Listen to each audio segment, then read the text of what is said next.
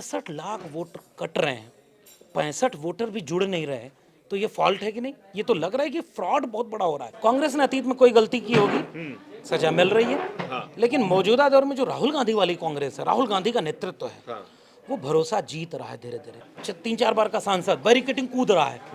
आखिरी बार कब आपने देखा था?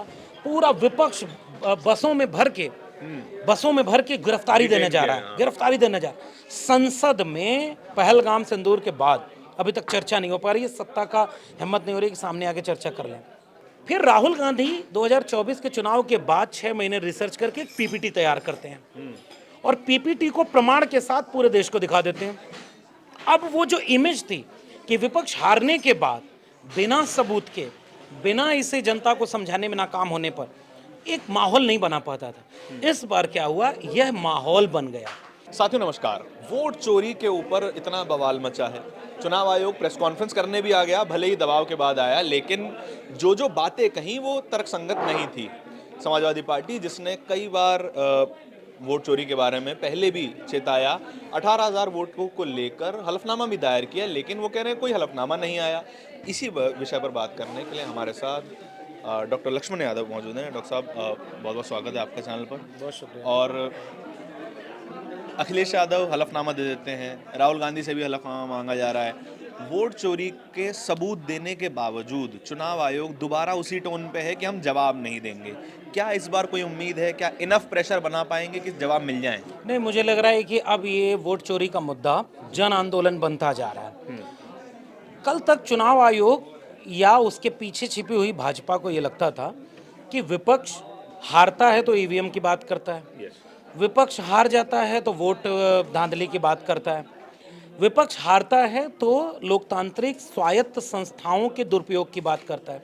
जनता नहीं मानती है, जनता दूर है, जनता हमारे साथ है। हमारा गुब्बारा इतना फूला हुआ है कि जन नेता कौन? वही जिल्ले इलाही।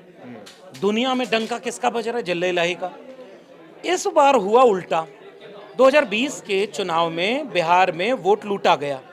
तेजस्वी प्रसाद ने बहुत उसकी लड़ाई लड़ी, कई जीते हुए एमएलए का हरवा दिया, बिजली काट के ये वो। जीत और हार का अंतर 12,000। कोई नहीं माना, जन आंदोलन नहीं बना। 2022 के विधानसभा चुनाव में उत्तर प्रदेश में अखिलेश यादव ने उसके बाद ये बोला कि गैर भाजपाई जो समुदायों के वोट हैं उसको काट दिया इन्होंने। चुनाव ने नोटिस दिया कि आप इसका हलफनामा दीजिए। अखिलेश यादव ने अपने कार्यकर्ताओं से हजारों हलफनामा जुटवाए, लेकिन 18,000 सबूत के साथ भेजा। चुनाव ने कोई जवाब नहीं दिया। 2024 के चुनाव के पहले लखनऊ की सड़कों पर प्रोटेस्ट हुआ कि मैं जिंदा हूँ और वोटर लिस्ट में मार दिया गया हूँ। किसी ने नहीं, उसको जन आंदोलन नहीं बना, जनता का सवाल नहीं बना, विपक्ष के साथ कोई खड़ा नहीं हुआ। कुंदरकी का, मिल्कीपुर का उपचुनाव हुआ, लूट लिया, खुलेआम लूट लिया है, बंदूक लगा के ये ऐसे खड़ी थी पुलिस। अखिलेश यादव कहते हैं कि सर्विस रिवॉल्वर दिखा के, अरे भाई, ड्यूटी पर कोई पुलिस वाला एक वोटर महिला को बंदूक तान दिया। दुनिया में ऐसा दृश्य आपने देखा हो लोकतांत्रिक देश में? तो बताइएगा। डीएम, प्रधान, डीएम से लेके प्रधान तक, छोटे छोटे पुलिस वाले, जाति देखकर बीएलओ की नियुक्ति, जाति देखकर अधिकारी की नियुक्ति, और ये राम राज्य में हो रहा है यूपी वाले में, और लूट लिया पूरा चुनाव। जन आंदोलन नहीं बन पाया, लड़ रहे थे ये विपक्षी दल सपा, आरजेडी और ये लोग। फिर राहुल गांधी 2024 के चुनाव के बाद 6 महीने रिसर्च करके एक पीपीटी तैयार करते हैं और पीपीटी को प्रमाण के साथ पूरे देश को दिखा देते हैं। अब वो जो इमेज थी कि विपक्ष हारने के बाद बिना सबूत के, बिना इसे जनता को समझाने में नाकाम होने पर एक माहौल नहीं बना पाता था, इस बार क्या हुआ, यह माहौल बन गया। 300 सांसद आपने आखिरी बार कब देखा था सड़क पर उतर गए? कोई उत्तर प्रदेश का पूर्व मुख्यमंत्री 3-4 बार का सांसद बैरिकेडिंग कूद रहा है। आखिरी बार कब आपने देखा था? पूरा विपक्ष बसों में भर के गिरफ्तारी देने जा रहा है, गिरफ्तारी देने जा रहा है। संसद में पहलगाम सिंदूर के बाद अभी तक चर्चा नहीं हो पा रही है, सत्ता का हिम्मत नहीं हो रही कि सामने आके चर्चा कर लें। ऐसा आपने आखिरी बार कब देखा था एसआईआर के मुद्दे पर? इसका मतलब ये है कि इस बार वोट चोरी का मुद्दा जन आंदोलन में तब्दील हो गया और बिहार में उसका सैंपल आ रहा है और यहाँ भी आ रहा है, और सभी को चर्चा करने में सभी लोग मजबूर हो गए हैं। लेकिन विपक्षी पार्टियों को, कांग्रेस के अलावा विपक्षी पार्टियों को ये भी शिकायत है कि जब और विपक्षी पार्टियों ने सवाल उठाया, अखिलेश यादव ने जब सवाल उठाया, कांग्रेस ने समर्थन नहीं किया। आम आदमी पार्टी ने जब दिल्ली में वोट चोरी का विषय उठाया, कांग्रेस पार्टी ने समर्थन नहीं किया। ये खलिश तो थोड़ी अभी बाकी है विपक्षी पार्टियों में, और आज जब कांग्रेस ने सवाल उठाया है, तमाम विपक्षी पार्टियां समर्थन कर रही हैं। क्या आपको लगता है कि ये चीज़ आगे जाके कोई दरार का कारण बन सकती है? नहीं, मतलब दरार की तो बहुत सारी वजहें होती हैं। सब राजनीतिक दल अलग अलग होते हैं, तो सबकी अपनी शैली, अपनी रणनीति, सब कुछ होता है।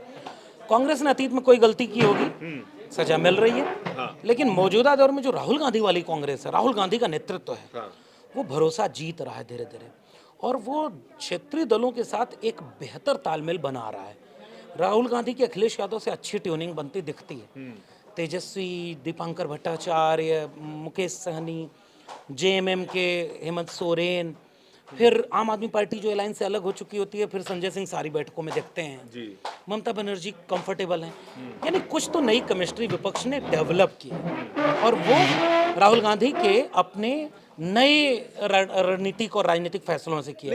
दरार कम लगेगा। मुझे लग रहा है कि बीजेपी को शुक्रिया कहना चाहिए कि वो सबको एक कर रही है। कोई अलग अलग लड़ोगे तो सारे मारे जाओगे। तो मोदी जी का थैंक यू भी है कि वो सबको एकजुट कर रहे हैं, लेकिन संविधान का जो नुकसान हो रहा है उसको बचाने के लिए सब लेकिन एक सर, ये वाला फिनोमेना डिपेंड करता है कि क्या ये जो रिलेटिव जो केमिस्ट्री दिखाई दे रही है तमाम नेताओं के अंदर, क्या वो इनफ है बीजेपी के ऊपर प्रेशर बनाने के लिए? मुझे लग रहा है पॉलिटिकल लड़ाई अब बची ही नहीं। पॉलिटिकल लड़ाई लड़ रहा है विपक्ष। अब ये जन आंदोलन ही इस देश को बचाएगा। बिहार में जनता जो सड़क पर उतरी है ना, वो केवल झंडों से मत पहचानिए कि वो आरजेडी और कांग्रेस और लेफ्ट के या मुकेश सहनी के कार्यकर्ता हैं। नहीं, बिहार का आम व्यक्ति भी सड़क पर उतर गया है। जनता अगर जीतेगी तभी बताएगी। और बीजेपी या आरएसएस अब केवल पॉलिटिकल लड़ाई लड़ ही नहीं रहा है, वो तो इस देश की बुनियाद को खोखला कर रहा है ना। आप ऐसे ऐसे कानून ले आओगे कि संविधान कमजोर हो जाए।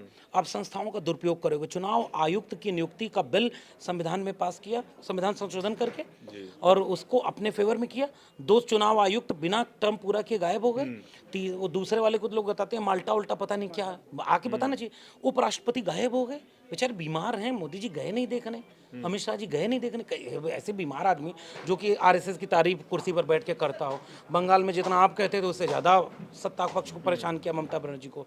तो बीजेपी कर क्या रही है ना, पूरी तरह से सबको खोखला कर रही है। तो केवल पॉलिटिकल बैटल अब नहीं है। मतलब कोई एक सिंगल फाइटिंग वॉरियर होगा तो वो बीजेपी बचना चाह रही है अकेली। एग्जैक्टली। और बीजेपी चाहती है कि इसे पॉलिटिकल इशू बनाए रखा जाए। कि सपा कांग्रेस से लड़ना आसान है, लेकिन एक जन आंदोलन जब संविधान बचाने के लिए खड़ा हो जाएगा तो उससे लड़ना मुश्किल होगा। अच्छा, मैं ये एक थोड़ा टेक्निकल सवाल है कि राहुल गांधी बताते हैं कि फर्जी वोट हैं, अखिलेश यादव बताते हैं फर्जी वोट हैं, आम आदमी पार्टी फर्जी वोट बताती है, लेकिन जब इलेक्शन कमीशन ये कहता है कि हम फर्जी वोटों से बचाने, फर्जी वोटों को हटाने के लिए एसआईआर करवा रहे हैं, तो यही विपक्षी पार्टियां उनके विरोध में खड़ी हो जाती हैं। ये भी एक एंगल है जो कि लॉजिकल सुनाई देता है। 2-3 है। लॉजिकल इसलिए नहीं है कि सुप्रीम कोर्ट को क्यों कहना पड़ा कि 65 लाख लोगों का नाम काटे हो तो बता दो। हाँ, तो इसका मतलब तुम्हारी प्रोसेस में गड़बड़ है, पॉइंट नंबर 1।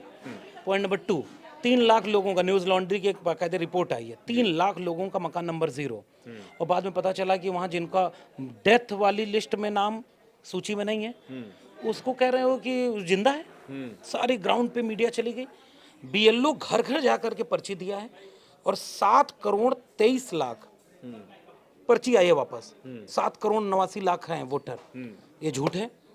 बीएलओ की वीडियो वायरल हो रही है, ऑडियो वायरल हो रही है, एक जगह बीएलओ बैठ के भर रहा है। सब कुछ तो फ्रॉड तुम्हारे दिख रहा है। इट मींस कि एसआईआर को आप प्रॉब्लम का सोल्यूशन बता रहे थे, और जो सोल्यूशन है वो प्रॉब्लम ज्यादा क्रिएट करता दिख रहा है। उससे कोई सोल्यूशन दिख नहीं रहा। 65 लाख वोट कट रहे हैं, 65 वोटर भी जुड़ नहीं रहे, तो ये फॉल्ट है कि नहीं? ये तो लग रहा है कि फ्रॉड बहुत बड़ा हो रहा है, यानी केवल एलिमिनेट करने के लिए प्रोसेस हो रहा है। तो फिर एसआईआर दवा कैसे हुई? माथा में दर्द था, पैर में प्लास्टर बांध दिया, हाथ भी दर्द करने लगा, तो भाई डॉक्टर को पकड़ो यार, गलत इलाज कर रहा है। यानी कि आपको प्रोसीजर से दिक्कत है, जो मूल प्रक्रिया उससे दिक्कत नहीं है। एसआईआर नाम प्रोसीजर ठीक से होना नाम चाहिए। अच्छा लगता है। नाम अच्छा लगता है कि जैसे शिक्षा का सिलेबस बदला जाए, भारतीय संस्कृति का सिलेबस पढ़ाया जाए, और अंदर दवाई जो है नफरत की भरी जा रही है, हिंदू बनाम मुसलमान, आरएसएस का इतिहास, ये होता है। दिखाया कुछ जाता है, अंदर प्रोसेस में बहुत बड़ा गड़बड़ है, जिससे देश को बचना होगा। बहुत शुक्रिया सर हमसे बातचीत करने के लिए। तो इस पूरी चर्चा के बारे में आपके क्या विचार हैं, कमेंट सेक्शन में बताइए जरूर। कैमरे के पीछे मेरे साथी तौहीद के साथ मैं धारण। बहुत बहुत शुक्रिया।